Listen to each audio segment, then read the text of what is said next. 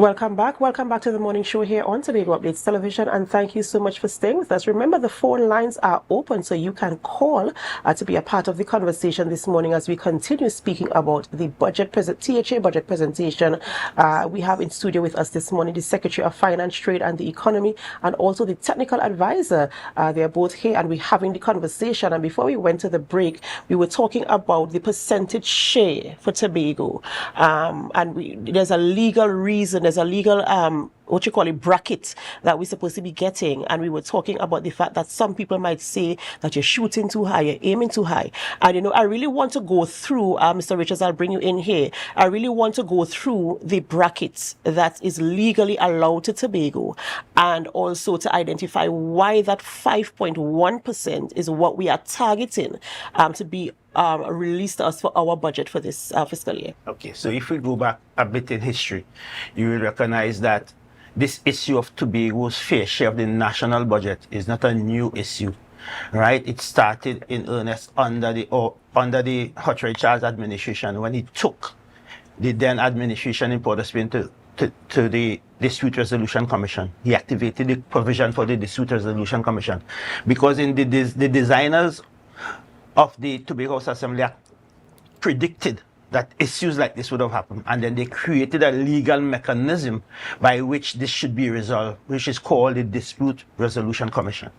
In 2000, the Dispute Resolution Commission ruled in that matter that Tobago should receive, and when it said Tobago, it said the allocation to the Tobago House of Assembly to meet its statutory and legal obligation to the people of Tobago should fall between the range of 4.03% and 6.9% of the national budget. At the time of the ruling, the island population, the people in Tobago, constituted 4.03% of the national population. So that was the baseline for the range that was established by the Dispute Resolution Commission and approved by the National Parliament, and had formed the basis for the allocation to the Tobago House Assembly from since then to date. The spread between 4.03% and the 6.9% was provided for to take care of some social and economical, historical issue that was impacting Tobago, like the lack of or the absence of the economic driver, the absence of tertiary education institution, and the need to give Tobago a little bit more to drive its socio-economic development. So that was the formula. From 2000 to 2021, the Tobago population have grown consecutively to 5.1% of the national budget. So from fiscal 2022, Tobago should have been receiving 5.1% of the national budget based on the ruling and the formula that was established by the Dispute Resolution Commission. The Chief Secretary of this administration wrote to the Prime Minister in January of 2023, highlighting this position to him and asking for us to meet to resolve this issue. And if he refused to meet, then we will activate the Dispute Resolution Commission. We'll go back to the Dispute Resolution Commission so that body can resolve this matter and tell Port of Spain legally that you need to give the Tobago House Assembly 5.1%. The then Prime Minister did not. Mr. Richards, I'm enjoying the education that we have here, but there's a call on the line, and we want to take the call on the line this morning. Caller, you are live on the morning show here on Tobago Updates Television. All right, thank you for taking my call. I am very much interested in the conversation and what is being said this morning, and the trajectory of the Division of Finance headed by Mr. Roberts there. Now, coming out of COVID and the drastic downturn in Tobago's economy, and I'm seeing that there is a move to improve Tobago's economy by the use of funding of SMEs and so forth. What I'm interested in is the loan guarantees, collateral issues, the recapitalization of these persons' businesses, because business persons are having a difficult time meeting their financial commitments on a daily or weekly or monthly basis. How does the Secretary intend to assist business persons, not only SMEs, but persons who want to improve their businesses so that it can be really stronger in terms of significant investments like over $3 million, $6 million, $7 million, $10 million to actually compete with the manufacturing sector in Trinidad? What role does COVE play? Because the conditionality set up by COVE for building and setting up business down there is very, very onerous, and it prevents business persons from quickly moving into the development of their businesses. I've seen one businessman in particular taking about 6 months to have his application approved, and that is not good for business. And therefore, we want the Secretary to tell us some more about that, and if you can have a speedier determination of people's applications. So we have those two areas, and then we have where is the Tobago Development Bank today? I remember, and I redeem myself now, not that you haven't guessed. When I was the Secretary for Cooperatives, I had started through Executive Council note /minute for the establishment of a Tobago Development Bank. I was the first Secretary to do that. So it's a new idea. So you have that other avenue. So will the Secretary be putting money into Tobago Development Bank, where today is the venture capital facility, and will she be putting money into, say, like cooperatives and other banks with conditionalities set by the Division of Finance? Because when you go to those financial institutions like the established banks, all of us have been short on meeting our income, and then you can't get the loan. So I'm hopeful that the Secretary can perhaps, because they already established lenders, particularly the credit unions, will she be willing to place sums of money into the credit unions with conditionalities set by the Division of Finance, and you pay them a fee, administrative fee, for dispensing the loan facilities. And because we don't have the capacity within the Division of Finance to lend money, it takes long. So it's better you put it into those credit unions and banks, pay them an administrative fee, so as to free up the work of the Division of Finance, which can just relegate itself to monitoring and for accounting purposes. So I've said a mouthful there. Can the Secretary and her advisor speak to those issues if you are clear in what I was saying?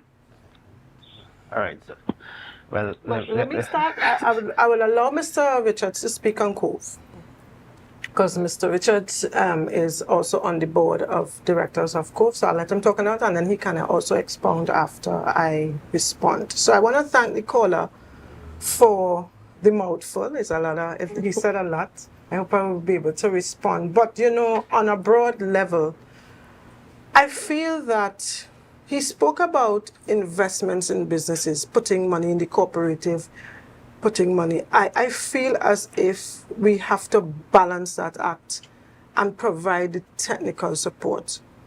I've served in the Division of Finance for a number of years. On the technical front, I've been a director on the Venture Capital Board, and I've seen us pump millions into businesses and they have failed.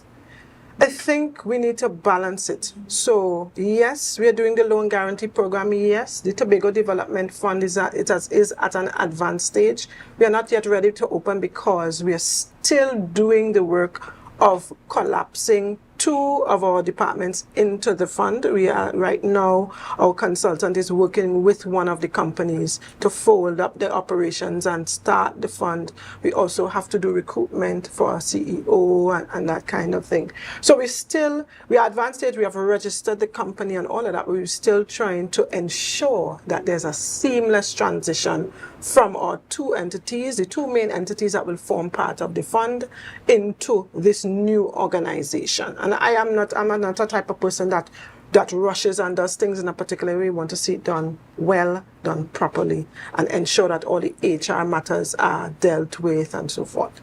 So for me, critical for me and top priority is to ensure that there is support, not only financial, but technical support. I feel that Tobago's businesses have not positioned themselves in that way just yet. So I've already collaborated with a lot of entities for next fiscal to start that training and upskilling and the hand-holding. I think that even venture capital requires a fund manager and also like a management consultant, because a lot of businesses who have fantastic ideas and they have an excellent craft and they have an excellent skills just don't know how to run a successful business. So that is one of the areas I'll be focusing on, and not necessarily pumping resources. I will also allow with the loan guarantee program for the banks to do what is necessary, and I want the business people to come up to a particular standard with your financials, with your business plans, with actually operating a business in a way that you will be viable and successful in Tobago. With the issue with Cove, I'll allow Mr. Richards to respond to that, because I know that there's an issue in terms of the approval process to operate in Cove at this time that stemmed from years ago. So I'll allow Mr. Richards to respond to that, and anything that I have not been able to touch, Mr. Richards will also touch on that. All right. So the issue with onboarding clients in terms of businesses in Cove, there is an established process for that, because Cove is an industrial estate, and it's not just that you apply today and then by tomorrow the gate is open and you are in with your trucks and your machinery and so forth, because there are health concerns. You have to have the right built space for the business and so forth. So there's a process for that.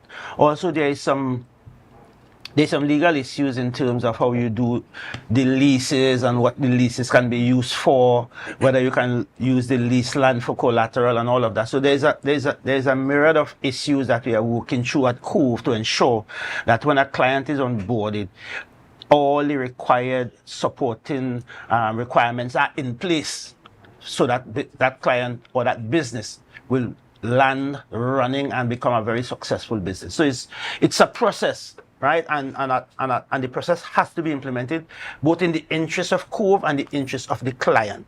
So it's not that Cove is deliberately delaying the process to delay business, because Cove mandate is to really populate the industrial park.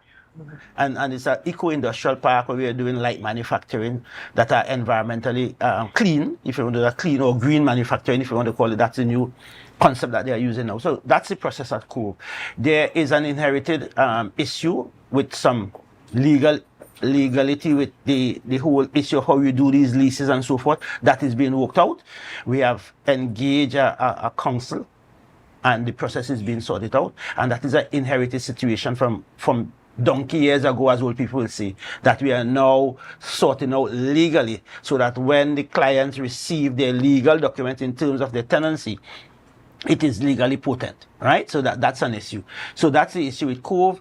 We are also looking at building more build spaces, and we are looking at the application before the company and what type of businesses are applying for spaces, build spaces, so that these factory shelf can be designed, purposefully designed to meet the requirement of that type of business operation. In terms of, and I just want to segue into the issue of the loan guarantee and the Tobago Development Bank. And probably for clarity for the, not only for the caller, but also for the other listening persons to this program. The Tobago Development Bank is the same project that is called the Tobago Development Fund. Right? So, and as Secretary said, that project is very advanced. We have produced a body of policies to regulate the operation of this fund that is now being reviewed by the Eastern Caribbean Central Bank and the Central Bank of Trinidad and Tobago, because the governance issues are critical for the integrity of a financial institution. So that is going. There's also a seamless requirement to fold up some of the institution, because we have seen in the Tobago space that the Venture Institute project has not worked the way it was designed to work or intended to work, and therefore we are folding that into the operation of the fund, or the bank, if you want to call it that. Also, the BDU operation also has not worked the way, because there are technical reports on those programs that have not conveyed the successes that we were looking for from those investments. So we are also revisiting those programs and make them part of the operation of the Tobago Development Bank, so you can provide a wider spectrum of financial instruments to the Tobago business community, as what the caller is talking about. We have looked at the issue of providing funding or getting the credit union involved in this loan, but there are legal impediments to the credit union getting in something. I don't know if the caller can recall, because he said that he was the secretary responsible for credit unions, right, at one time, and he took a note. But credit unions are the bar from providing commercial loans legally, right? They are designed to lend to individuals and not companies. So that's a legal blockage for that to happen. There are discussions taking place now for the updating and modernizing of the Credit Union Act or laws, but that is reaching some to and fro with the credit union movement. So that's the position. So the work is being done. We are very well advanced down the road in terms of the Tobago Development Bank.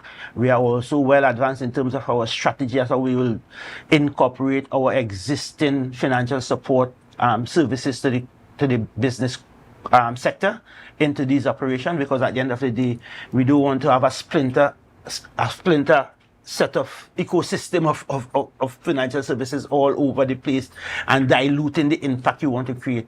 Because if you try to do small things, all the impact will be very diluted. What we are trying to do is to build a big spectrum, a powerful financial services institution that will provide that kind of support to businesses in Tobago, so that the impact of that institution operating in the Tobago space will create the kind of transformation in terms of our social and economic development that the island dreadly needs at this particular point in time. Right. There's a lot. You said a lot there, and the caller is still on the line, and the caller is caller, are you there? Yes, I'm particularly worried that a location can take 6 months.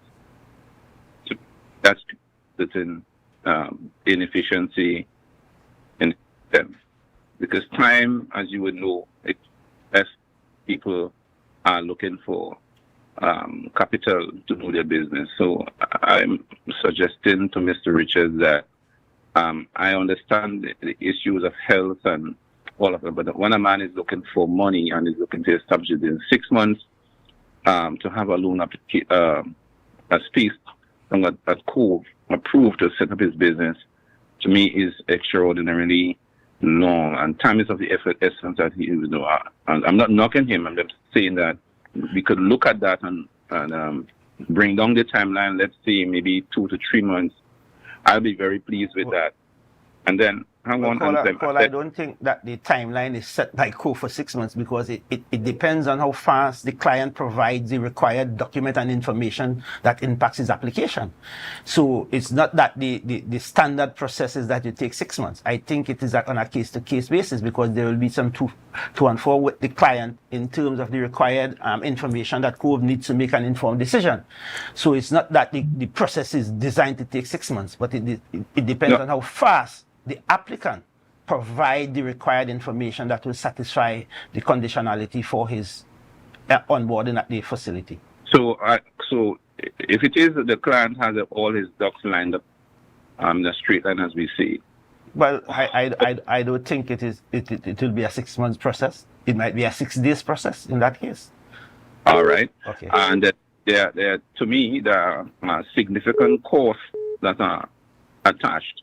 I'd be happy if you all can solve the issue of the utilization of the Cove, plus that can be given out for collateral purposes, because today people don't have that kind of a collateral to invest in an enterprise that might be, say, $3 million, $4 million, $5 million. And then this is my last question to the Secretary. What are we looking at in terms of the development loans? Are we looking at, let's say, in terms 4 million, 10 million? What's the bracket? What's the perhaps the ceiling level that you all are willing to lend, so people can say, all right, I can get some kind of loan up to 10 million or 15 million, and that kind of thing. Because Tobago is in a developmental mode, and business persons like myself need money. We are going through significant difficulties, and the recapitalization for businesses critical to our survival and the survival for employees and that kind of thing. So I want to see a little loosening, not so much tightening of the collateral issues. Could you see what the ceiling is of those loans that people will come for? Is it 6 million, 5 million, so we can turn? I'll be delighted for our discussion. All right, caller, thank you so much for that contribution and that question. Again, I will hand over to Mr. Richards if you are able to respond. I'll respond because we're not giving loans. I've said it again with the loan guarantee program. We are not granting loans. We are just standing as a guarantor up to $3 million. So the caller did ask, what's the, I don't know if he's asking how much loans we're giving out. We are not giving any loans. We are guarantees. So you go to your commercial bank with your proposal, and one of the criteria is that you must have that collateral. I don't know if that is what he was talking about or he meant in the Tobago Development Fund, because we are not at that point yet with the Tobago Development Fund in terms of the size and the portfolio of our products and services. We are not there just yet. But if he's talking about the loan guarantee program, we are guaranteeing up to 80% of the loan, and the maximum that we'll guarantee is $3 million. Right? But I cannot say for the bank how much they are intending to lend with a ceiling of $3 million. I cannot say, right? So I want to continue to emphasize that we expect the banks to continue with their rigid and robust criteria, right? Lending criteria. Due diligence. Yes. All right. So we have a question from a WhatsApp question from one of our viewers. It asks, what measurable outcomes are expected if the 5.1 budget allocation is approved? Oh, and I see we have a caller. Before we take that question, we have a caller. So let's go to the caller. Hello, good morning. Good morning and welcome. Yes, good morning. I just want to say very good one to Ms. Petal for the great job that you have been doing. Are you hearing me? Thank you. Yes, I'm hearing you. But I am a disheartened Tobagonian, and I direct this directly to Mr. Richards, because I started a process to get property in Cove and was allotted a piece of property. It's a year now since I'm not getting my lease. As a young Tobagonian starting a business, you wasn't seeking the interest of me, the tenant that is still waiting for a lease and spending my money, where you will offer the process whereby you can use the land as collateral. The bank was willing to finance the project, but because of legal issues that you all are having, it still stands that I can't have my lease. My project is on hold, my money is going down the drain, and no one from your board was able to call and say, this is what is happening. It's disheartening to hear that you all are still saying a person could use the land as collateral, and that is not the case. And this is not to the secretary, because she has done her very good job, and this is not to you, Ms. Petal, but this is to the person sitting next to you. So what recourse could be done for someone like that? Well, before Mr. Richards responds, thank you very much, caller. But as secretary, I have to take full responsibility as the EID cut is under my purview. The chairman did bring to my attention the issue with the leases and the ability to use the deed right? There are some legal challenges that stem, I think, from since the inception of the park, when the park was being developed. I know it is a legal challenge right now for the company. I would not say that Mr. Richards is to blame, because I know that the board have been working on this challenge, and I will put it at the forefront. I'll have this as a priority action item for EID cut, as for the new term for that board. So I don't know if Mr. Richards wanted to, because I don't know if Mr. Richards wants to get into the details because of the legal implications of this matter.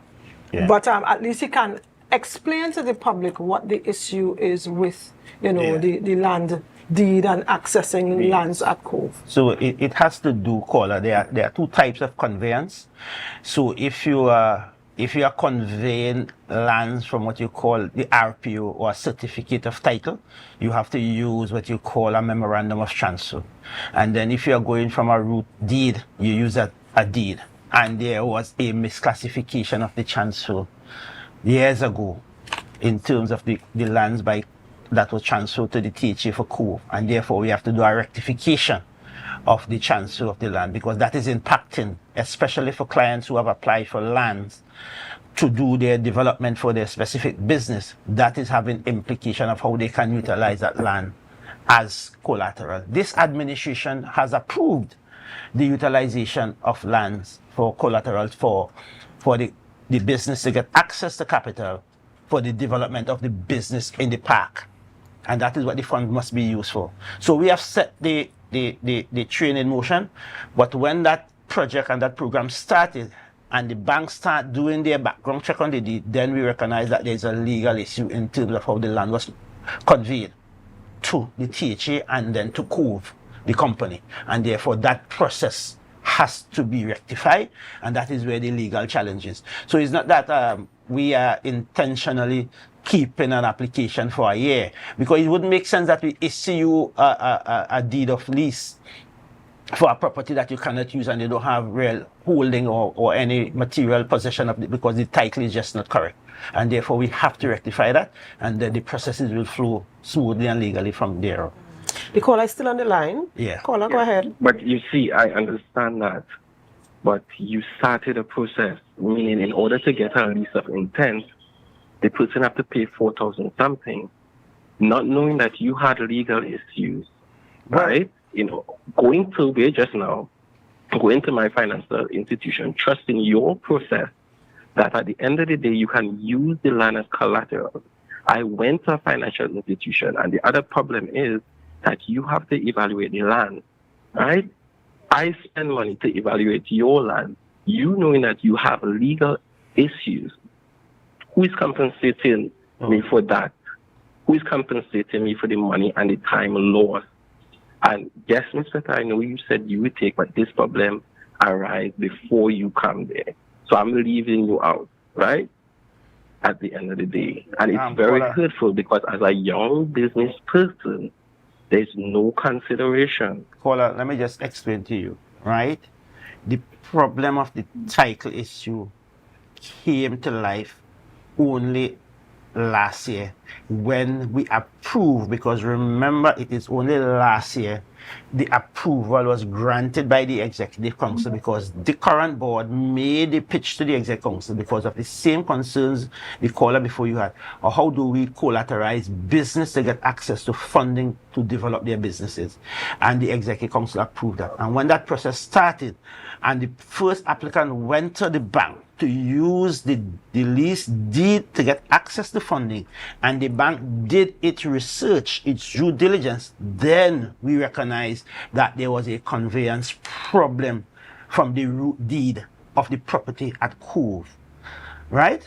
So that is when it came to the knowledge of the board that that is a legacy inheritance at Cove that we have to rectify. And we moved to dispatch. We got the approval of the Secretary and the Exec Council, and we have engaged a firm in Trinidad to do the rectification. But that is a legal process over which the company has no direct control. It is a matter that has to end up even before the High Court because of the nature of the situation. So it's not that we knew that and we took your money and all of that. So I'm just putting it in perspective because you have made a statement that is indicating to the listening public that Cove knew that they had a problem and they engaged with you and took your money and all of that. So that is not what happened. Please. I didn't. No, but you made a statement that gave that impression. Right. So I wanted to correct that information that you have deposited in the public space, how this thing evolved. Okay? So you can proceed now. Thank you. So it's important to note also, since persons are tenants, that probably they will inform consistently, right, for transparency. Would you agree of that? Say that again, could you repeat? I mean, since persons are tenants and you said, okay, persons paid, was there consistent communication stating that this is the problem? Well, management have been engaging with the persons who are directly affected in this matter. You know, as a matter of fact, the board have looked into this matter and have made a decision that persons who would have been affected, that there will be no lease fee charge for the period of the of this, what you call it, hiatus, if you want to call that, or the period of the interregnum where this is concerned. So we have been looking at this issue to ensure that our clients and our stakeholders are not disadvantaged, necessarily unfairly disadvantaged. And there has been communication and continuous communication with our clients and stakeholders on this matter. All right, sorry, we seem to have lost that caller there, but you know, I'm happy that that topic came up, that conversation came up, so that that measure of clarity can come, because I would understand the concern of the client where that is concerned, because if I have made an investment of that nature and I have an expectation, and it was not met, I've already expended, I have an expectation, so you know what, I hope that conversation can continue and more clarity can come, and understanding, of course, on the client side, because I am the client and I'm thinking your legal matters, they don't really matter to me because I spent my money. So I'm hoping that the understanding there will now come, that they would, and that the resolution will come as soon as possible. It seems we have a caller on the line. Caller, good morning. Oh, hi, President, good morning. So, the Secretary of Finance and the Advisor. And President, good morning to you. Hi, President, good morning. Right, I was trying to make the call and listen at the same time. But I know Mr. Anselm was given a little history on the Dispute Resolution Committee, and he was stating that the Chief Secretary has made attempts to at least get the allocations to at least the 5%. It seemed like we always go in cap in hand and stuff like that. How far are we in terms of going back to the Dispute Resolution Committee in order to get this resolved? So if the dispute resolution if it was there already, then it would not have been a matter of if we get in this money, but it would have been when. So how far are we going back to the dispute resolution committee? How far are we where that is concerned? That's a matter for the Chief Secretary. Probably the Secretary of Finance. Well, the thing is, the last report of the Dispute Resolution Commission was, did recommend a lower end and a higher. The lower is 4.03 and the higher is 6.9. Yes. And even with that margin or bracket, we are still within that bracket. And we still have not been able to get the percentage share. So I don't know if going back to the Dispute Resolution Commission, triggering it once again, I don't know if that would make any real difference. The only thing, the minimum will now be 5.1 and the upper will maybe more, based on the same things in terms of accessing services in Trinidad and the absence of the multiplier effect and those type of things. So I I don't know where we are at. I don't think we have triggered it. We have made any headway there. But despite that, we still have not been getting the share as per the population size, the per capita share for Tobago. I hope that brings the answer to you, caller, there, because it's a process. It is a process. It's an ongoing conversation. And if you said that you now have to enter into the legal aspect of it to ensure that the percentage that is due to Tobago is given to Tobago legally, then it doesn't happen, as you mentioned before. Nothing happens overnight. You can't expect that they will say, okay, it's legal, so let's sign off on it today. So it is a process, and it's something that is still ongoing. We have a WhatsApp question that we want to ask this morning. A viewer sent in a WhatsApp question, and that question is, what measurable outcomes are expected if that 5.1% budget allocation is approved? Well, the thing is, it's 5.1% of what, right? We have predicated it based on the projected expenditure revenues of. Well, I don't want to say it just yet. I really don't want to give it away, but we really intend to see some significant outcomes for development if allocated 5.1%. That is my main goal, to focus on the areas I would have enunciated before and explained before, and ensure that the development, the advancement of the island takes off in a significant manner. I hope that the response to my question will be, the answer will be in the budget. So let's wait on Monday, because Monday's presentation, obviously, my minimum will be 5.1%. That is not the figure, but the minimum. It would not be less than 5.1%. So the response to that, or the answer to that question, will come next Monday in the presentation. And I think this is a budget that we all want to tune into. This is Monday, 23rd June.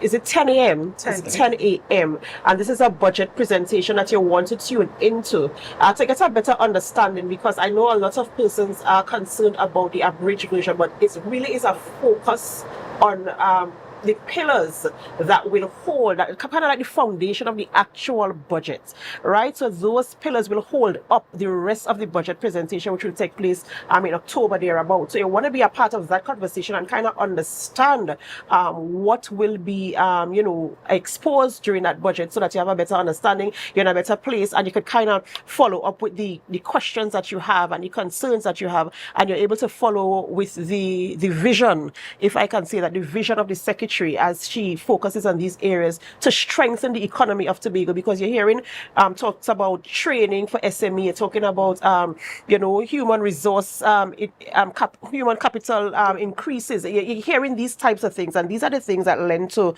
the strengthening of the economy. So I am quite confident in terms of listening to and hoping for things that will be of a benefit to all of us here in Tobago. So pay attention. It's Monday, 23rd June, 10 a.m.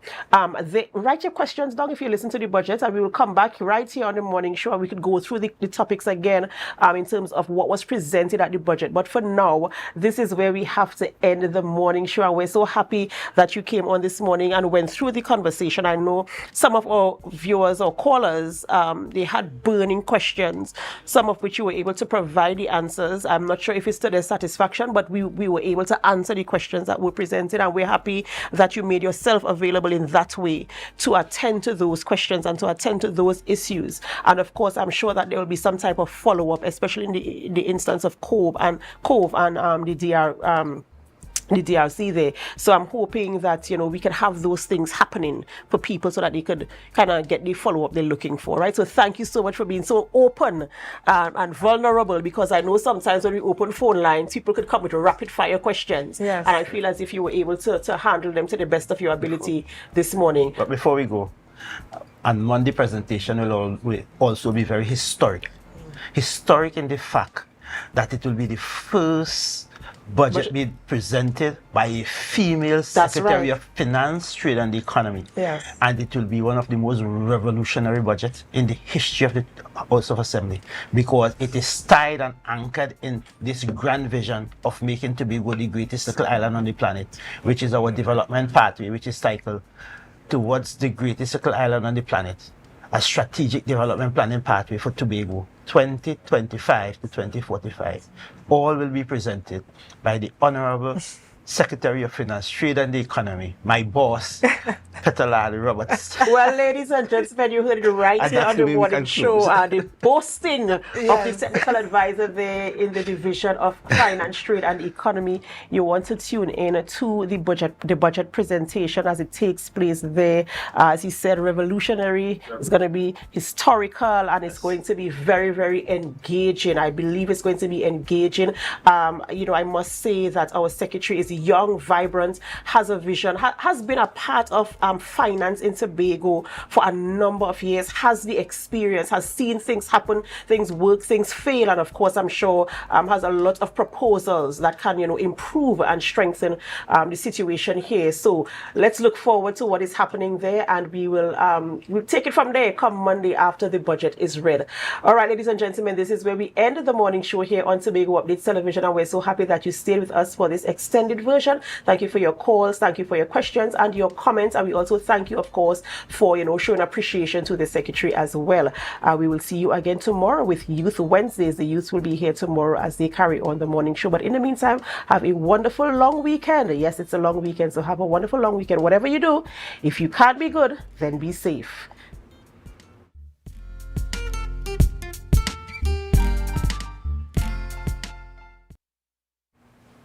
Welcome back to the morning show here on Tobago Updates Television, and thank you so much for staying with us. We continue conversations this morning in studio. We still have with us Councillor Petal-Ann Roberts, and she's the Secretary of Finance, Trade and the Economy. And we also have with us Mr. Anselm Richards, and he's the Chief Technical Advisor of the same division. And this morning we're going to be talking about budget. As you are aware, we made the announcement right here on the morning show that the budget, the T.H.A. budget, will be presented on the 23rd of June. That's next week, Monday. And of course, you want to be a part of the conversation. They are here in studio this morning, and we're going to be going through the phases. Good morning and welcome. Good morning. Well, welcome back and welcome to you, Mr. Richards.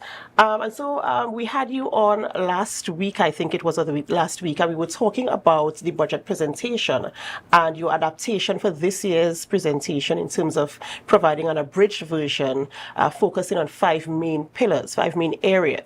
I just want to do a little recap of that so that we could bring our viewers up to speed so they know where we are where that is concerned. Well, I don't want the public to think that because it is a shortened version, it will compromise the quality and what Tobago really wants for the next fiscal year.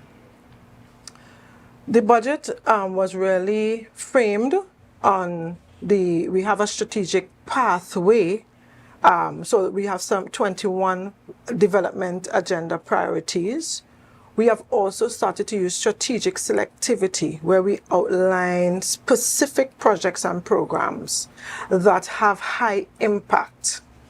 Also, we asked CATAC, which is managed by the IMF, it's the Caribbean Regional Technical Assistance Center. We asked them to do some assessment of some of the areas in the T.H.A, and one of them is budget, the budget processes. Out of that, they did a diagnostic assessment of how we budget, our whole budget process.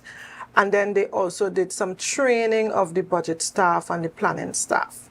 Coming out of that, we received a report from CATAC that outlined some recommendations for us, and there were several. But with change and reform, it would take some time. I can't implement everything at the same time.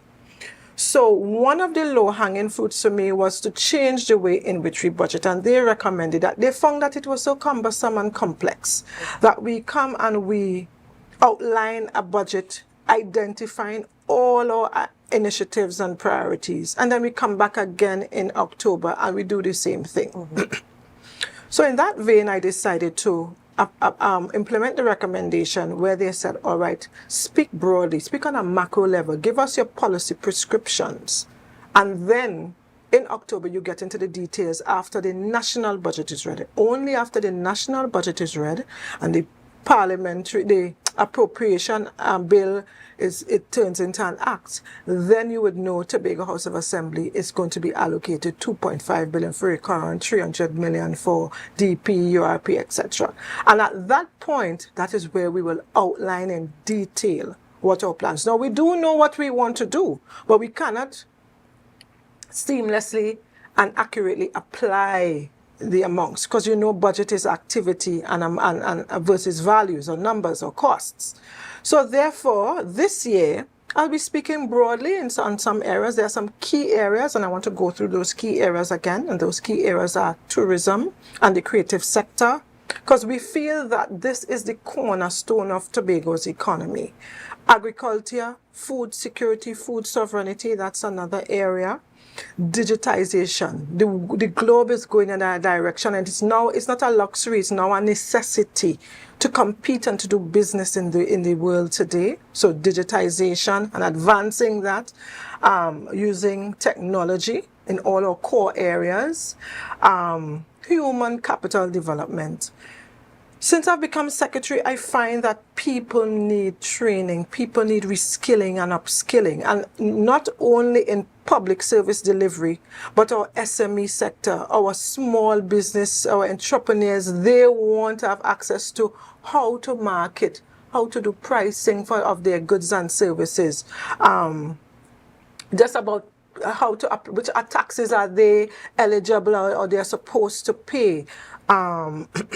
Bookkeeping, how to do your financial statements, how to do a cash flow forecast, how to do a proposal, a plan, a strategic plan. So we want to invest in our people and design some targeted programs for training, and also in the community, under community development we'll do some vocational skills training. So training will be across the board in all areas, all divisions, right? We'll have access to training in the public service area, on the tourism, on the SMEs, on the community development, in our communities, training. Infrastructure is another area. As you look around Tobago, you recognize the public infrastructure needs some upliftment. So public infrastructure and housing. We want to look at, and a key for us is the coastal works that are long overdue. Coastal restoration works, because we are an island and the coastline erodes, and we need to do things to stymie that, to protect our coastline. And finally, the last area, there's one more area that is not coming to me right now, because I've been doing so much. I've been going over the budget over and over and over and over. But those are the areas. So it's infrastructure, digital technology, agriculture, food security, food sovereignty, tourism, human capital development. There is one more. It's just not coming to me right now. That's all right. And it seems as if it kind of covers all the areas that we're looking at. I just want to say to our viewers that our phone lines are open, and you can call 284-6597 if you want to be a part of the conversation. You can ask your questions, make your comments, and your suggestions, whatever you want this morning. While we have with us this morning the Secretary of Finance, Trade and Economy, and the Technical Advisor, we're going through Budget 2025. Sorry? I do remember what's it. Here we are. We remember now. Investment in SME and MSME sector, right? So we want to focus on that sector in terms of, so we have the loan guarantee program. We have started already with the loan guarantee program, as well as other initiatives for the micro, small, and medium enterprise sector. So those are the key areas that we're going to focus on. I don't want to. I want the public to understand that there are other areas that are important, but these are key. So, for instance, we have housing. Well, I didn't indicate housing and settlements and all these social programs, health, education. These are also very critical. But we do also have some areas whereby we feel that these areas will accelerate growth and stabilize the economy. We want to focus on those areas. All right, great. I know it was mentioned, I think it was yesterday, that the the national budgets, there might be an increase to $3.1 billion in the national budget, and also that 32 million will be made available to the T.H.A. And Mr. Richards, I see you smirking there. So this is where I'll bring you in on the conversation in your capacity in terms of how does the 32 million, which is promised at this stage to the T.H.A., going to impact the disbursement of, in terms of the line out of the T.H.A. budget? Well, well, the 32 million is really for the current budget process, right? And that is really a portion or appropriated for reaching the outstanding liabilities for that comes with the change in salaries for senior public officers in terms of the SRE and government officials like the ex-secretaries and so forth. So that is not really available to us to really drive some economic transformation. Those have to pay outstanding liability. But for me, there is a concern for us in Tobago about the allocation. I think that there needs to be a conversation on this issue, because if you do the arithmetic or the maths, you will recognize that is just 1% of the proposed increase in the midterm review of $3.1 billion, and Tobago is entitled to a minimum of 5.1. So I think there is some money in Port of Spain for Tobago to collect from this new government, and I hope that we will collect that money on behalf of the people of Tobago. There is no letting up here. We stand resolute that Tobago must get its fair share, and we are going to turn up every required activity response to ensure that the people of Tobago are not shortchanging their just due in any national process, be it the budget or anything else that requires a disbursement to the people of Tobago. And I'm happy that you cleared up the 32 million, because I know sometimes, the average person might hear, oh, we have an increase of 32 million, and they think, oh, we could use it to do X, Y, Z. But there's a specific reason, and they did mention what the specific reason was for. So now that viewers, I hope you're following the conversation and you understand that this is why is my tongue tied this morning? Is it because we're talking about money? Yes. But it is for a specific reason, and it doesn't add to any fund that will work in terms of development or any new initiative or any new program. It doesn't contribute to anything new. So it really is the people's money, It's Joel Jack and them fellas who was there before who benefiting from the thing is money to pay them, to give them, that have nothing to really do to the people of Tobago.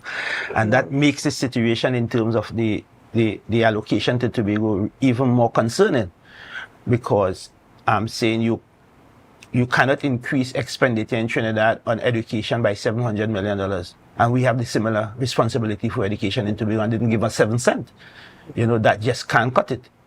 Regardless of who you are in Port of Spain, there is a thing called justice and fairness. Correct. And, Secretary, in terms of, I know you mentioned you had conversations with the Minister of Finance, and, it seemed promising. And now we're in a situation where we're preparing for budgets, we're preparing for allocations, and we always have issues.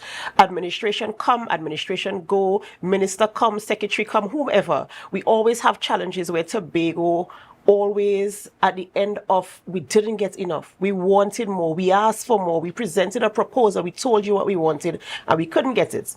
Sometimes we've even heard conversations about the relationship isn't good, and because we have two different administrations, one is pulling and one is tugging. And how do you intend to approach the situation now? I know you started off having conversations. How do you intend to approach the situation now to ensure that you have a good bargaining point where you can go before them and say, listen, these are the things we really have to get done, and we want to see an increase here, and we have to see an increase here, and not just that, what is legally owed to us in the Tobago space in terms of our releases for the budgets? Well, I did have initial, as I told you, we did have conversation with the minister 2 weeks ago, and the conversation started with the financial position of the country. And that is how the minister started. He indicated that we are not at a good place.